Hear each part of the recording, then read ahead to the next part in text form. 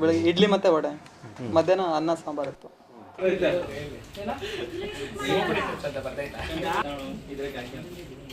ಎಷ್ಟು ವಯಸ್ಸು? ದೇವನಹಳ್ಳಿ ತಾಲೂಕಿನ ಮಾರೇನಹಳ್ಳಿ ಏರೋಸ್ಪೇಸ್ ಪಾರ್ಕ್ನಲ್ಲಿರುವ ಸಾಸ್ಮೋಸ್ ಎಚ್ಇಟಿ ಟೆಕ್ನಾಲಜಿ ಕಂಪನಿಯೊಂದರಲ್ಲಿ ಮಧ್ಯಾಹ್ನದ ಊಟ ಸೇವಿಸಿದ 100 ಕಾರ್ಮಿಕರು ಅಸ್ವಸ್ಥಗೊಂಡಿರುವ ಘಟನೆ ವರದಿಯಾಗಿದೆ. ನಿನ್ನೆ ಮಧ್ಯಾಹ್ನ ಕಂಪನಿಯಲ್ಲಿ ನೀಡಿದ ಊಟವನ್ನು 100 ಮಂದಿ ಕಾರ್ಮಿಕರು ಸೇವಿಸಿದ್ರು. ಆದರೆ ರಾತ್ರಿಯಾಗುತ್ತಿದ್ದಂತೆಯೇ ಕಾರ್ಮಿಕರಿಗೆ ತೀವ್ರ ಸ್ವರೂಪದ ವಾಂತಿ ಮತ್ತು ಭೇದಿಯ ಸಮಸ್ಯೆ ಕಾಣಿಸಿಕೊಂಡಿದೆ.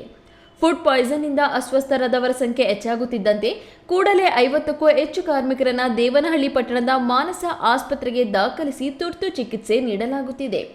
ಈ ಘಟನೆ ಚನ್ನರಾಯಪಟ್ಟಣ ಪೊಲೀಸ್ ಠಾಣಾ ವ್ಯಾಪ್ತಿಯಲ್ಲಿ ನಡೆದಿದ್ದು, ಸ್ಥಳೀಯರು ಮತ್ತು ಕಾರ್ಮಿಕರ ಕುಟುಂಬಸ್ಥರು ಆಸ್ಪತ್ರೆಯ ಬಳಿ ಜಮಾಯಿಸಿದ್ದಾರೆ. ಬೆಳಗ್ಗೆ ಇಡ್ಲಿ ಮತ್ತೆ ವಡೆ, ಮಧ್ಯಾಹ್ನ ಅನ್ನ ಸಾಂಬಾರ್ ಇತ್ತು. ಅಂದರೆ ನಿನ್ನೆ ನೈಟಿಂದ ಹೊಟ್ಟೆ ನೋವು ಸ್ಟಾರ್ಟ್ ಆಗಿದೆ ಸರ್. ಈಗ ಬೆಳಗ್ಗೆ ಬಂದ ತಕ್ಷಣ ಒಂದು ಸ್ವಲ್ಪ ಜನ ಸುಸ್ತಾಗಿ ಬಿದ್ದರು. ಅವ್ರನ್ನೆಲ್ಲ ಕ್ಯಾಬ್ ಮತ್ತು ಆಂಬುಲೆನ್ಸ್ ಎಲ್ಲ ಕರ್ಕೊಂಡು ಬಂದರು. ಆದರೆ ಇಷ್ಟೆಲ್ಲ ಅವಾಂತರ ನಡೆದಿದ್ರೂ ಸಂಬಂಧಪಟ್ಟ ಸಾಸ್ಮೋಸ್ ಕಂಪನಿ ಆಡಳಿತ ಮಂಡಳಿ ಮಾತ್ರ ಈವರೆಗೂ ಯಾವುದೇ ಪ್ರತಿಕ್ರಿಯೆಯನ್ನ ನೀಡಿಲ್ಲ. ನಮಸ್ಕಾರ.